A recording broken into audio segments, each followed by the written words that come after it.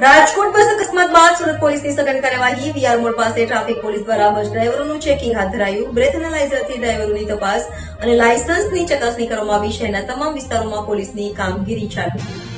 રાજકોટ બસ અકસ્માત બાદ સુરત પોલીસની સઘન કાર્યવાહી વીઆર મોડ પાસે ટ્રાફિક પોલીસ દ્વારા બસ ડ્રાઈવરોનું ચેકિંગ હાથ ધરાયું. બ્રેથ એનાલાઇઝરથી ડ્રાઈવરોની તપાસ અને લાયસન્સની ચકાસણી કરવામાં આવી. શહેરના તમામ વિસ્તારોમાં પોલીસની કામગીરી ચાલુ.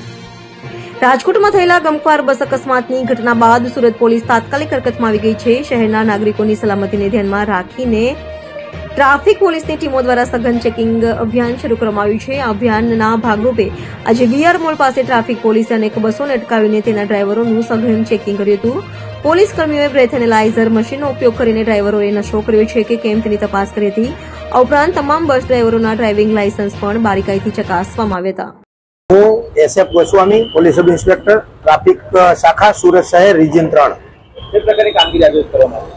હાલમાં જે ગુજરાતની અંદર ડ્રિંક એન્ડ ડ્રાઈવના બનાવો અને જે ઓવર સ્પીડિંગના કારણે લોકોને જે હાલાકી ભોગવવી પડી રહી છે અને જે અકસ્માતોના અંદર જે નિર્દોષ લોકો જીવ ગુમાવી રહ્યા છે, એના અનુસંધાનમાં આજરોજ અમારા સુરત શહેરના પોલીસ કમિશનર શ્રી અનુપમસિંહ ગેહલોત સાહેબ, અમારા ટ્રાફિક વિભાગના સંયુક્ત પોલીસ કમિશનર શ્રી રાઘવેન્દ્ર વત્સ સાહેબ, અમારા નાયબ પોલીસ કમિશનર શ્રી અમિતા વાનાણી સાહેબ અને અમારા એસીપી શ્રી ટંડેલ સાહેબની સૂચનાથી અમો તથા circle 8 police inspector Shri B B Panchal સાહેબ સાથે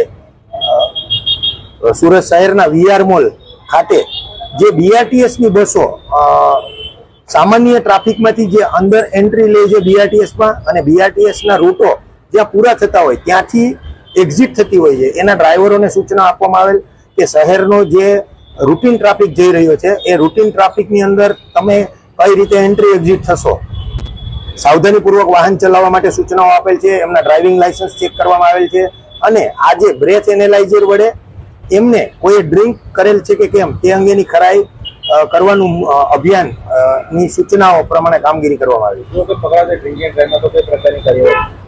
જો કોઈ ડ્રિંક એન્ડ ડ્રાઈવ કરતો પકડાઈ જશે તો એમના વિરુદ્ધ કાયદેસરની કાર્યવાહી કરવા માટે અમને સૂચના મળેલી.